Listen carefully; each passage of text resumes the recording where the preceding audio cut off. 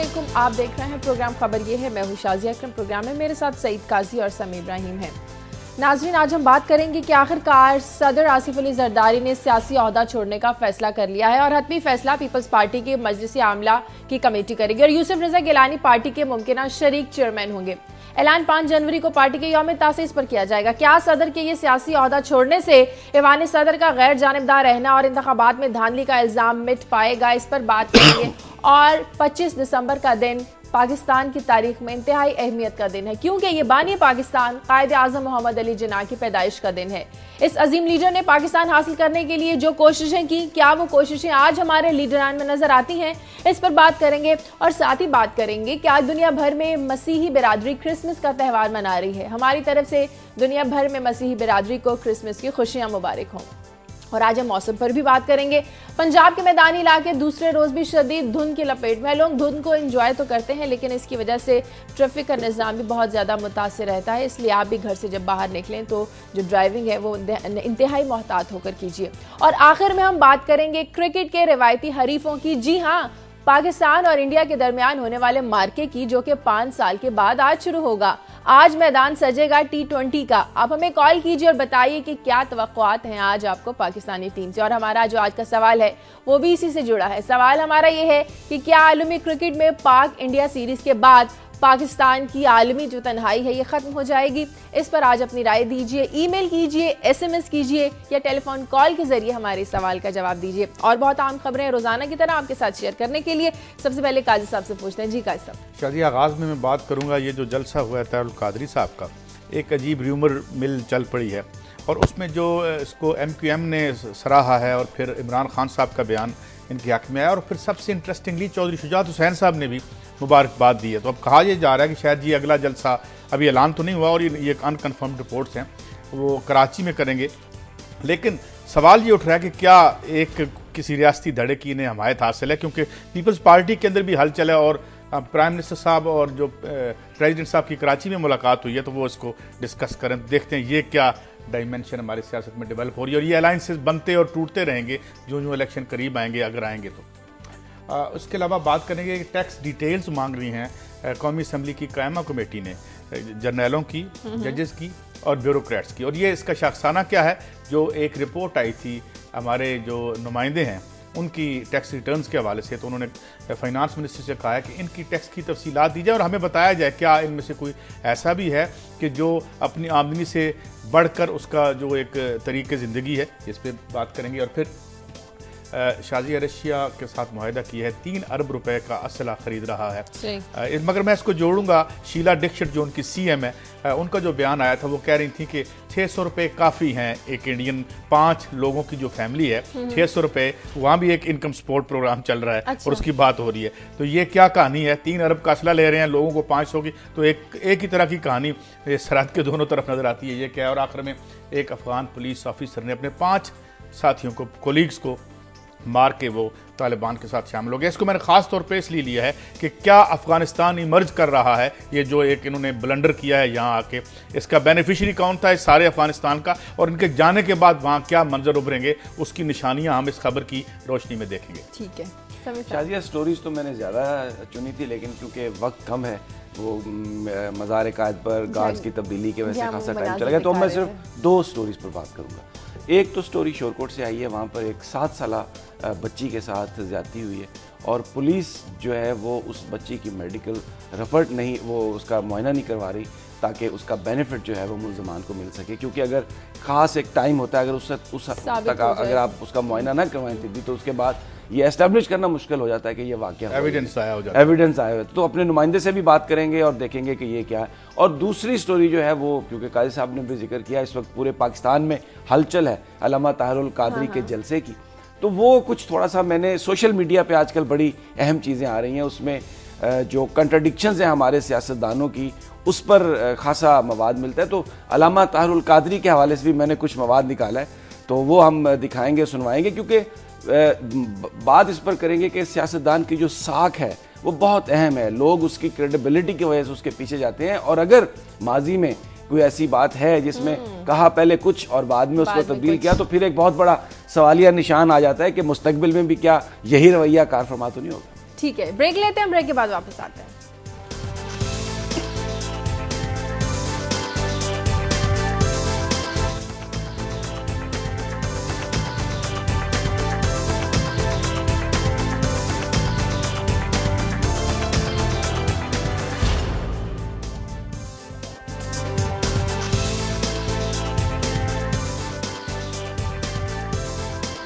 Break के बाद खुशामदीद नाज़रीन। सदर जरदारी की जानिब से सियासी ओहदा छोड़ने का ये इंतहाई अहम फैसला लाहौर हाई कोर्ट में दायर पटिशन और जो हालिया सदारती रेफरेंस है असगर खान के इन फैसलों की रोशनी में किया गया, जिसमें सदर का जो सियासी किरदार है इसको महदूद किया गया। कायद साहब, लगता तो ऐसे है कि सदर जरदारी सियासी जमातों के मैसेज देना चाहते हैं कि आइंदा आने वाले जो इलेक्शन है गैर जानिबदाराना होंगे और ऐवान सदर में कोई सियासी सेल नहीं होगा। देखिए, अगर तो वाकयात इसी तरह रूनुमा होते हैं जिस तरह स्टोरी में इंडिकेट किया गया है तो यही लगता है, मगर बात यह है कि अब चूंकि इलेक्शंस करीब आ रहे हैं और एक स्ट्रेटजी जो है उसको सारे हर मुख्तलिफ ऑप्शंस को वो देख रहे हैं, और फिर इसमें चूंकि थोड़ी बहुत हमें नज़र ये भी आता है कि ये जो एक टग ऑफ वार हमें नज़र आता है मुख्तलिफ इदारों के माबैन, तो जाहिर है हर पार्टी जो है वो अपना अपना एक स्ट्रेटजी बनाएगी। ये भी अपनी शायद स्ट्रेटजी बना रहे हैं, मगर देखना ये है कि ये क्या ये हतमी स्ट्रेटजी होगी या कल इसमें, क्योंकि आजकल मामला एक और भी है, क्योंकि बुरानी ऐद है, और जब बुरानी ऐद हो तो आपकी टेबल पे बहुत सारे ऑप्शंस होते हैं। तो एक दिन बताया जाता है ये ऑप्शन होगा, फिर अगले दिनों से तो ये चूंकि एक बंद गली में खड़े हैं मेरी नज़र में सारे, तो लिहाजा इनकी जो भी फैसले होते हैं मुझे नहीं लगता ये फैसले तादेर कायम भी रहेंगे, मगर देखते हैं ये कैसे। लेकिन सभी साहब, अपोजिशन के पास कोई जवाब नहीं बचेगा ना बायकॉट नहीं, जवाब तो अपोजिशन, देखें ये कोई इतनी कुछ साफ सुथरी पॉलिटिक्स नहीं है और जवाब हमेशा मौजूद होते हैं चीज़ों के। लेकिन मैं ये जो बुनियादी तौर पर ये जो एक इशू है ना बड़ा, कि सदर को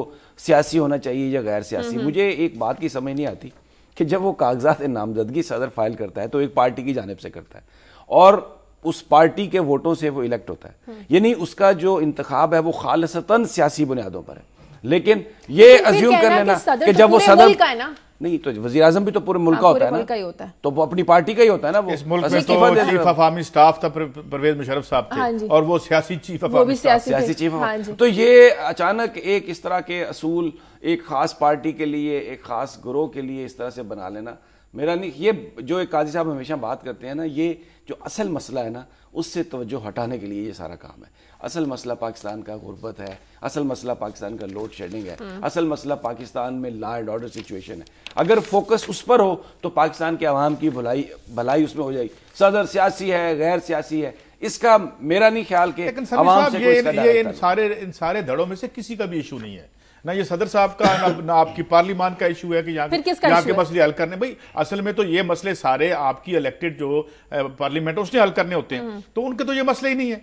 अगर आप देखें आज दो चीजें होती हैं इसमें, अगर इजाजत दे तो हर जो पॉलिटिकल पार्टी है वो अपनी पिच पर जाके खेलना चाहती है। जिस तरह इलेक्शन के नजदीक आके वो अपनी मर्जी से इश्यूज जो है ना उनको फ्रेज इस तरह करते हैं, कॉइन इस तरह करते हैं कि जिसमें लोगों की हमदर्दियां वो अपने साथ ले। बिलावल भुट्टो जरदारी आकर खेलेंगे, वो इंतखाबी मुहिम चलाएंगे। ये सारी स्पेकुलेटिव स्टोरीज हैं कि हो सकता है वही आके मुहिम चलाएं, हमें तो नहीं पता, और हो सकता है सदर साहब सियासी ओहदा छोड़ दें। ये एक स्पेकुलेटिव स्टोरी है, ये 5 जनवरी को पता चलेगा कि वो इसको छोड़ दें। 5 जनवरी को ज्यादा दूर भी नहीं। हाँ जी, ज्यादा दूर भी नहीं। आगे बढ़ते हैं, बात करेंगे आज कायदे आजम बानी पाकिस्तान कायदे आजम मोहम्मद अली जिन्ना का 137वां यौम पैदाइश। हम पाकिस्तान के मसाइल पर रोजाना बात करते हैं। कैसा, मेरा आपसे सवाल ये है कि जिन मकासद के लिए कायदे आजम ने पाकिस्तान हासिल किया, जो उन्होंने ख्वाब देखे, आपको लगता है कि वो कोशिशें आज हमारे लीडरान कर रहे हैं? शाजी, जो मैंने आखिरी किताब वॉन एलेक्स टेंजिलमैन की पढ़ी थी इस कायदे आजम पे, तो उनके कैरेक्टर की बहुत सारी बातें और भी सामने। मसलन उनका एक बड़ा जो था वो नापसंद करते थे वासराय जो था आखिरी उसको, और मुझे एक वाकया याद आता है कि एक जगह वासराय ने सबको बुलाया तो कायदे आज़म लेट आए, तो एक साहब ने पूछा कि आप तो वक्त के बड़े पाबंद हैं, तो उन्होंने ये कहा कि नहीं, मैं उसको ज़रा स्नब कर रहा था। अब जो क्वालिटी ऑफ लीडरशिप अगर हम कायदे आज़म से लेके अब तक देखें, ज़रा आप इसका मुवाजना करें कि वो क्या लोग थे।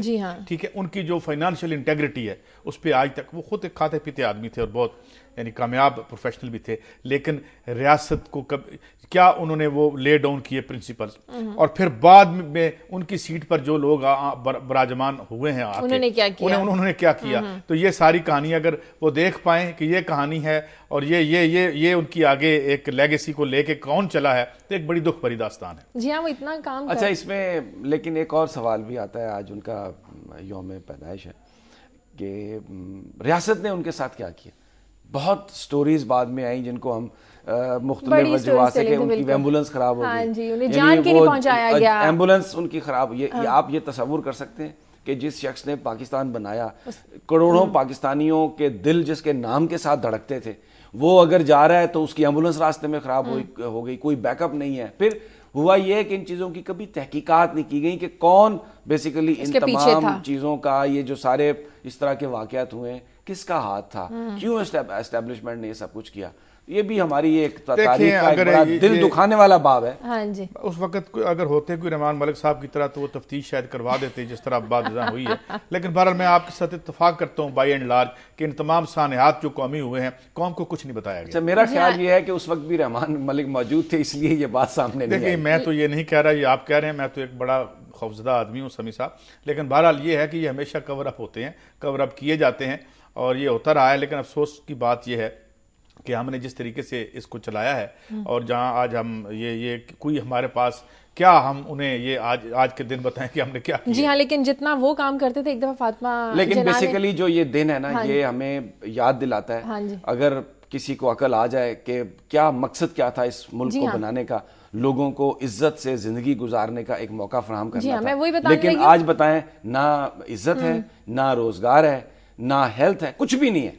कि फातिमा जिन्ना ने एक बार उनसे कहा कि आप अपनी सेहत का ख्याल रखा करें, आप बहुत काम करते हैं। तो उन्होंने फातिमा जिन्ना से कहा कि क्या तुमने कभी सुना है कि फौज मैदान जंग में अपनी बका की जंग लड़ रही हो और जो जर्नैल है वो छुट्टी लेकर बैठा। वो इस हद तक काम करते थे कि उन्हें अपनी सेहत का भी ख्याल नहीं रहता था। लेकिन हमारे जो आज के लीडरान है कोशिश तो करते हैं, वो भी बहुत काम करते हैं। वो जरा निजी तौर पे काम करते हैं, जाती तौर पे ज्यादातर काम करते हैं, अवाम के लिए काम नहीं करते। एक और त्यौहार है आज क्रिसमस का।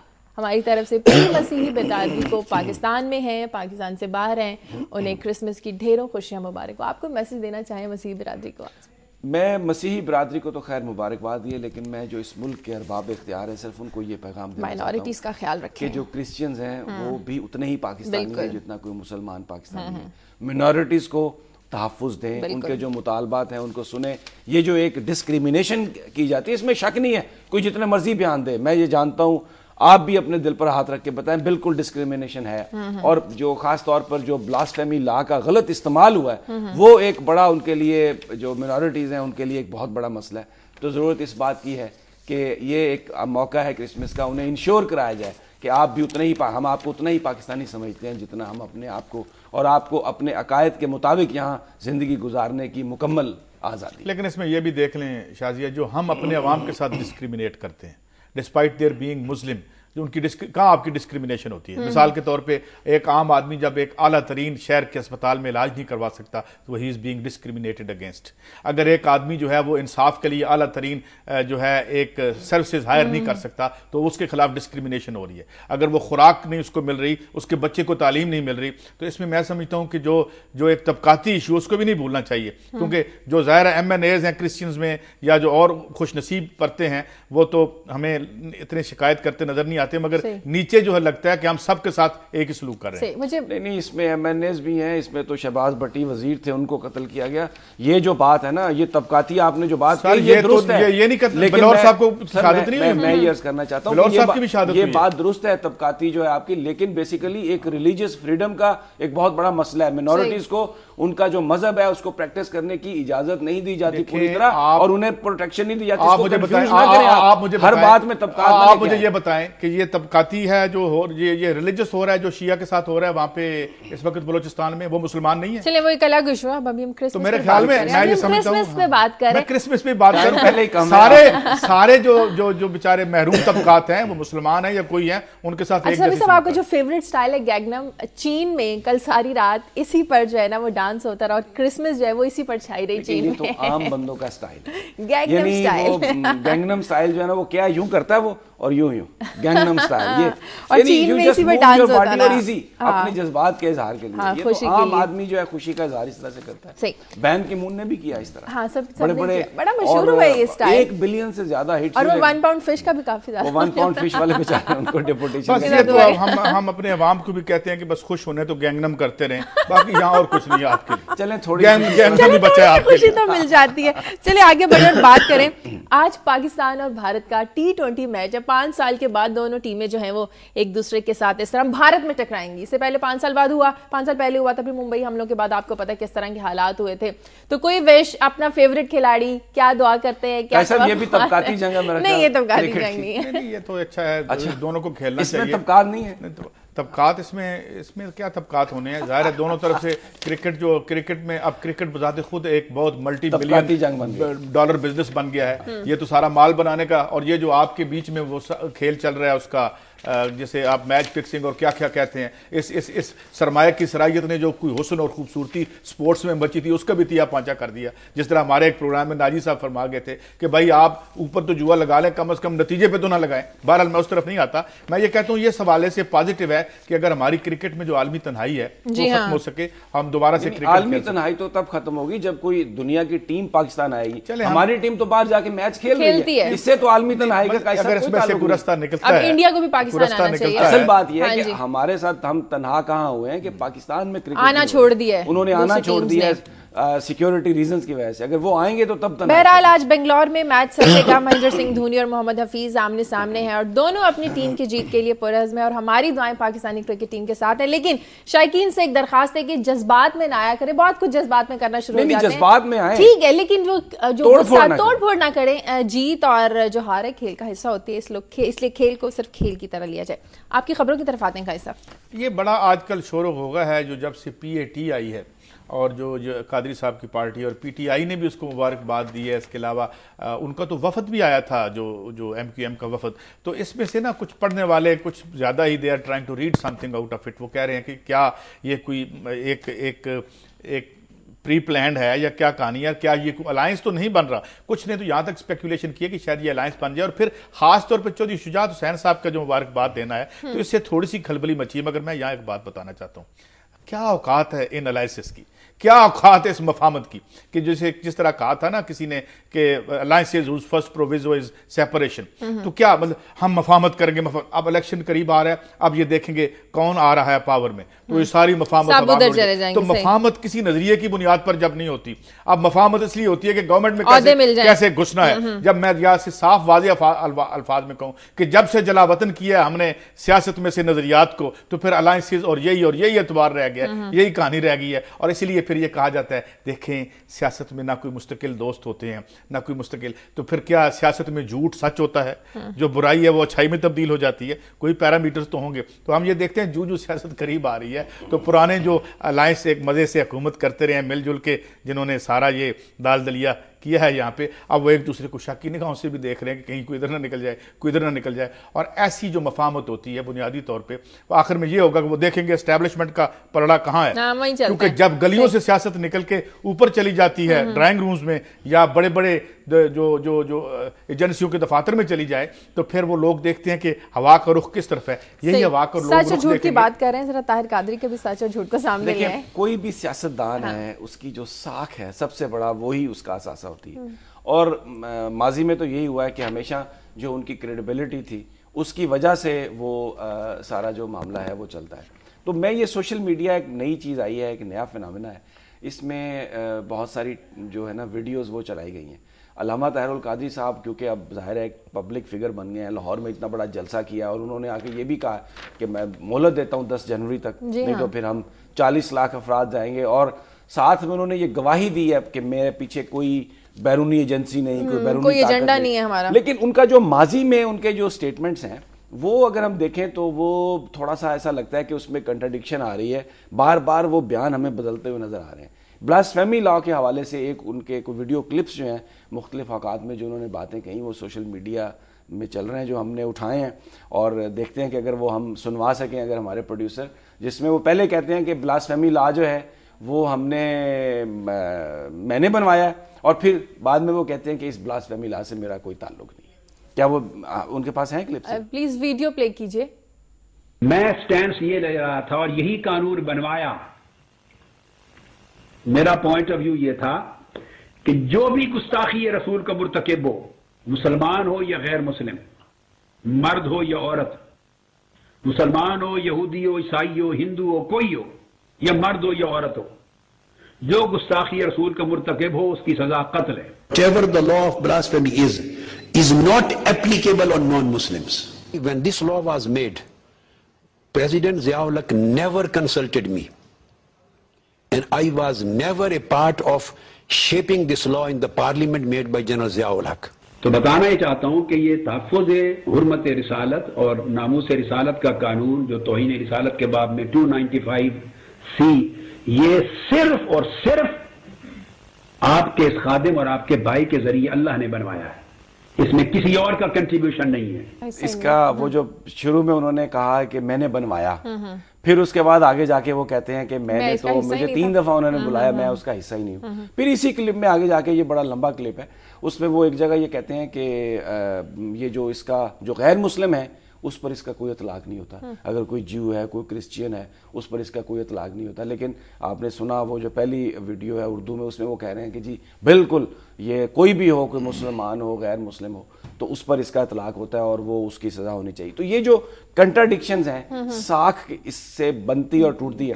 अच्छा, रात में एक जगह हमारे वजाहत मसूद साहब हैं, जर्नलिस्ट भी हैं, एनजीओ चलाते हैं, उनके घर एक पार्टी थी, बड़े उसमें जर्नलिस्ट आए हुए थे, हुसैन नकी साहब थे, अताउल्लाह कासमी साहब थे, यासर पीरजादा, सुहेल वड़ा है, चार वकार, पूरे बहुत सारे लोग उसमें इकट्ठे थे।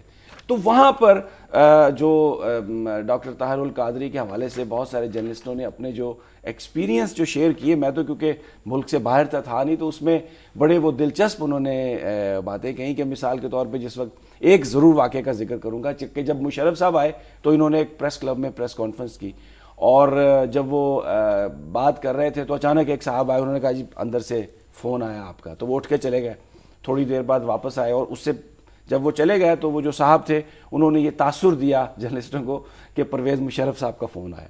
जब वो वापस आए तो उन्होंने कहा हाँ बड़ा ऊंचा फ़ोन था, आला शख्सियत का फ़ोन था, तो आपको तो पता ही है कि वो परवेज़ मुशर्रफ। तो इत्तफाक की बात है कि उस दिन सारा जो टेलीफोन नेटवर्क था वो बंद था। अच्छा। तो किसी जर्नलिस्ट ने कहा कि तो जनाब ये तो सारे टेलीफोन बंद है, तो उन्होंने कहा नहीं नहीं ये मेरा खास तौर पर खुलवाया गया उनसे बात करने। तो जो साख है लीडरशिप, एक बात ये है ना, जैसे मैं एक और मिसाल देता हूँ, मुमकिन है अनरिलेटेड लगे, किसी जब मार्केट में नई दुकान आती है तो पुराने लोग भी कुछ परेशान हो जाते हैं, वो बताते हैं नहीं नहीं इस प्रोडक्ट में बड़ा कुछ नुकसान है, बड़ी गलत है। तो मेरे ख्याल में अगर ये आ गए हैं तो आए, और जो उन्होंने कहा है बहुत सी बातें तो जो उन्होंने कही हैं वो गलत नहीं थी। मिसाल के तौर पे आपका इलेक्ट्रल सिस्टम इंतहाई जो है वो टिल्टेड है towards the rich and the mighty. उसके अलावा ये तो पूरी दुनिया में ऐसा ही इलेक्ट्रल सिस्टम, पाकिस्तान में जमहूरियत यही थी, तो इंडिया में भी ऐसे इलेक्शन होते हैं, पूरी दुनिया में राय चीज जो है उसकी जरूरत ही नहीं वो ठीक हो। मतलब दुनिया में ये क्या आर्ग्यूमेंट है? मिसाल के तौर पर एक जुल्म अमेरिका में हो रहा है तो इसलिए हो जाए यहाँ कर दे कि वो जायज है क्योंकि वो अमेरिका बादर में हो रहा है। पहले तो ये साबित करें ना ये जुल्म है। हम कह रहे हैं ना जुल्म है कि 99% लोग इलेक्शन नहीं लड़ सकते, 0.1% लड़ सकते हैं, उनमें 80% हर आदमी लड़ सकता है। हर आदमी जुल्फिकार अली भुट्टो ने, मियां नवाज शरीफ ने, एमक्यूएम ने बड़े गरीब लोगों को टिकट्स दिए और वो इलेक्ट हुए। कहां है? कितनी परसेंटेज है? वो कोई कानून बनाया देखिए ना, आप 5 सालों में कोई एक गरीब के हक में कानून बना? सारी की सारी आप क्या जो मैं खुद अच्छा एक में और ऐसा रोज हैं या SOR से क्या कहते हैं एक में वो बन रहे हैं। तो ये देखें जो उन्होंने सही बातें कही हैं वो तो मुझे हमें पॉइंट आउट करनी चाहिए ना। ये भाई ये डिलीवर नहीं कर पा रहे, लॉ एंड ऑर्डर पर डिलीवर नहीं किया, गरीब आदमी की गुर्बत में इजाफा कर दिया, कीमतों में इजाफा कर दिया, कार्टल्स की आबियारी की, तो इसमें तो वो गलत नहीं। और भी बहुत सारी, मसलन जमात इस्लामी जी, ये जो इनके बड़े बड़े डॉक्टर नजीर अहमद थे, बड़े गरीब आदमी थे और बड़े एक जिम्मेदारों गरीब रहते नहीं ना। मेरा अपना एक दोस्त था, मैं नाम नहीं लेता, MNA बनने से पहले वो बहुत गरीब थे, MNA बनने के बाद गरीब नहीं रहे। तो ये क्लास तब्दीली मेरे तो आप दोस्त हैं। बात ये है कि आपने असेंबली को क्लास की तब्दीली का जरिया बना लिया। असेंबली बनी थी मार्ज वजूद में आने के लिए कि आम आदमी की तबीयत ठीक हो, उससे दुरुस्त किया जाए।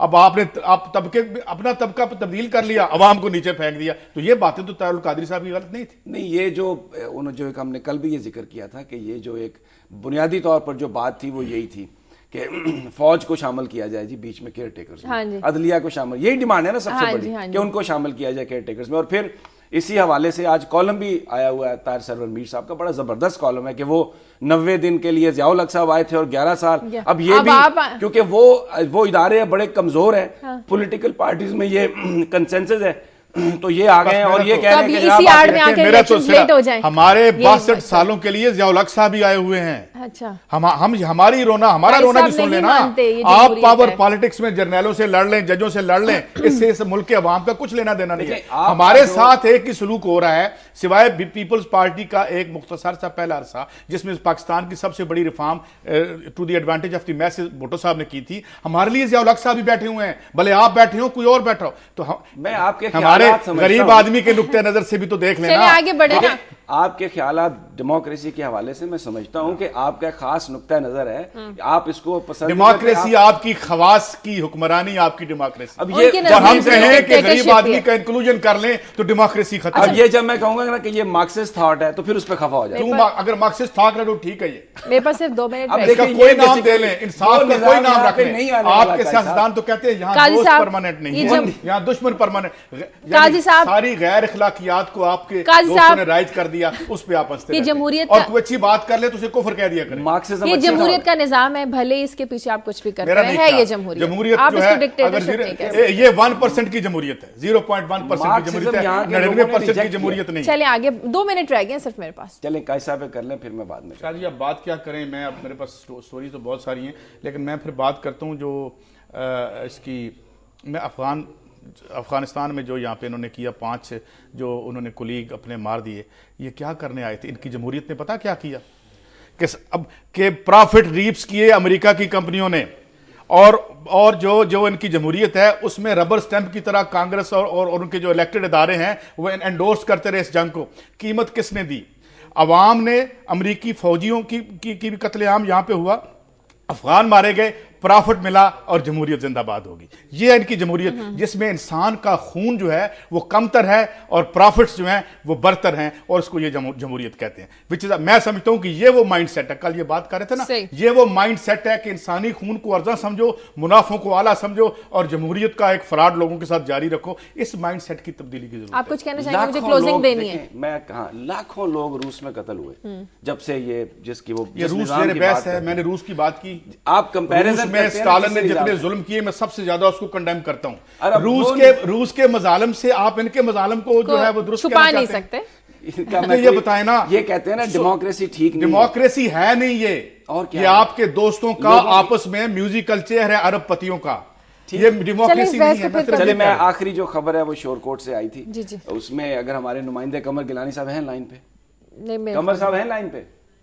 जी कमर, ये बताओ ये वाकया हुआ क्या है? जी ये शोरकोट कैंट थाना की हदूद में 8 का इनामी कस्बा है। वहाँ पे 17 साल आयशा है जो कि गरीब मेहनत का मजदूरी करने वाले वालिदैन की बेटी है।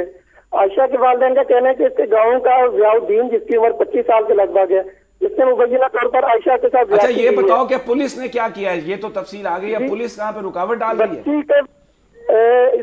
ये बच्ची के वालिदैन जो है 3 दिन पुलिस थाना का पहले तो चक्कर लगाते रहे हैं, उसके बाद जब प्रेशराइज हो के किसी तरीके से पुलिस में FIR दर्ज हुई है तो उसके बाद मेडिकल रिपोर्ट जो बननी होती है वो मेडिकल रिपोर्ट का हाल नहीं बन सकी, और मुलजिम जो है, असल मुलजिम जो है उसको पकड़ा नहीं गया, जबकि दूसरे और मुलजिम है उनको पकड़ा गया है, और असल मुलजिम जो है वो पुलिस की हिरासत से अभी तक बाहर है। ठीक है ठीक है। अच्छा इसमें ना मैं ये अर्ज करूं कि अभी जब ये खबर हमने जिक्र की तो मुझे SMS आया SHO साहब का, उन्होंने अपनी पोजीशन वाजे करते हुए कहा है कि ये बेसिकली कोई आपस में उनका झगड़ा है फैमिलीज का और उसमें कुछ 1000 रुपए मांगे, ये इस किस्म की बात। लेकिन असल मसला ये है कि अगर इस बात की जरूर और बाब इख्तियार को इन्वेस्टिगेशन करनी चाहिए कि अगर उन्होंने ये इल्जाम लगाया और उसका तिब्बी मुआयना नहीं करवाया पुलिस ने, तो इसका मतलब यह है कि उन्होंने फैक्ट्स को डिस्टॉर्ट करने की कोशिश की। ठीक है, प्रोग्राम का वक्त खत्म हो गया। प्रोग्राम के लिए आप फीडबैक दीजिए खबर@दुनिया TV.tv पर। हमें इजाजत दीजिए, अल्लाह हाफिज।